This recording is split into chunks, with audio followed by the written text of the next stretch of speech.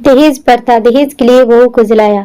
एक सुंदर सी कन्या अनामिका कॉलेज में अपना ग्रेजुएशन पूरा करती है, तब भी उसकी मुलाकात एक लड़के राहुल से होती है। राहुल भी बहुत स्मार्ट और माता पिता का आज्ञाकारी बेटा है। दोनों एक दूसरे को पसंद करते हैं। दोनों का ग्रेजुएशन पूरा होता है।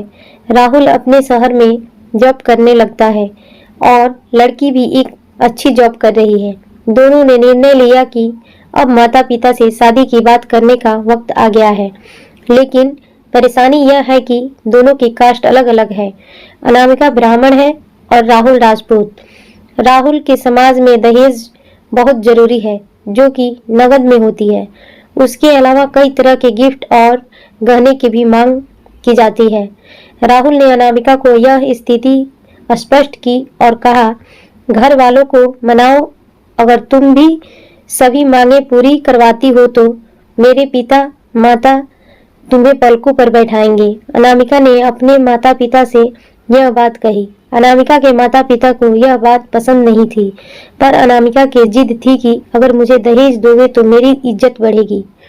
अनामिका के माता पिता सक्षम भी थे, बिना मांगे भी अनामिका को बहुत कुछ दे सकते थे, पर उन्हें इस तरह दहेज की मांग करने वाले लोग पसंद नहीं आ रहे थे। लेकिन माता पिता अनामिका की खुशी चाहते थे। उन्हें यह डर था कि कहीं उनकी बेटी ये ना सोचे कि वो अपनी बेटी को कुछ देना नहीं चाहते, इसलिए उन्होंने सभी शर्त मानी।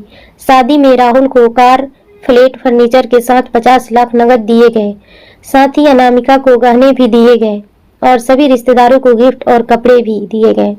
शादी बहुत धूमधाम से की गई, कोई कमी नहीं छोड़ी गई। अनामिका को मन ही मन यह गुमान था कि कास्ट अलग होने के बावजूद माता पिता ने उसकी शादी ससुराल के हिसाब से की। अनामिका को विश्वास था कि उसे बेटी बनाकर रखा जाएगा, उसे वही प्यार दिया जाएगा जो उसके माता पिता ने दिया, क्योंकि उसने अपने ससुराल का मान रखा है। अनामिका ने अपने घर से ससुराल विदा ली। ब्राह्मण कन्या राजपूत घर की बहू बनी। ससुराल में बहुत ज्यादा पर्दा प्रथा थी। बहू को मनचाहा खाने तक की स्वतंत्रता नहीं थी। कितनी भी भूख क्यों न हो, घर की बहू सबके खाने के बाद ही खाएगी। यहाँ तक कि उसे घर के पुरुषों के सामने बैठने तक की इजाजत नहीं थी। अनामिका ने इस बात पर एतराज दिखाया, पर उसकी किसी ने न सुनी। राहुल ने भी यह बोल कर मुंह फेर लिया कि यह तो परंपरा है। अनामिका को जो गुमान था वो धारा के धारा रह गया। उसे अपने माता पिता का बात आई याद। जब उन्होंने समझाया था तो वह उनसे बहुत लड़ी थी। उसने ससुराल में बात करने का फैसला किया। अनामिका ने अपने सास ससुर और पिता से बात की, लेकिन उन्होंने नहीं सुनी और उसे बहुत बेरहमी से पीटा गया। अनामिका ने कभी ऐसा व्यवहार नहीं देखा था। उसे जिस लाए हुए दहेज पर घमंड था वह चूर चूर हो गया था। अनामिका को माता पिता से बात करने में भी शर्म महसूस हो रही थी और इसी कसमकस में एक दिन अनामिका ने अपने आप को खत्म कर दिया। माता पिता को जब यह पता चला तो उन्हें अपनी गलती का एहसास हुआ कि वक्त रहते समझा होता तो बेटी साथ होती। जो लोग दहेज पर बेटी की शादी करते हैं उनकी सोच हर तरह से छोटी होती है। जो बेटी को नीलाम कर सकते हैं वो किसी और की बेटी को कैसे अपनी बेटी बना सकते हैं।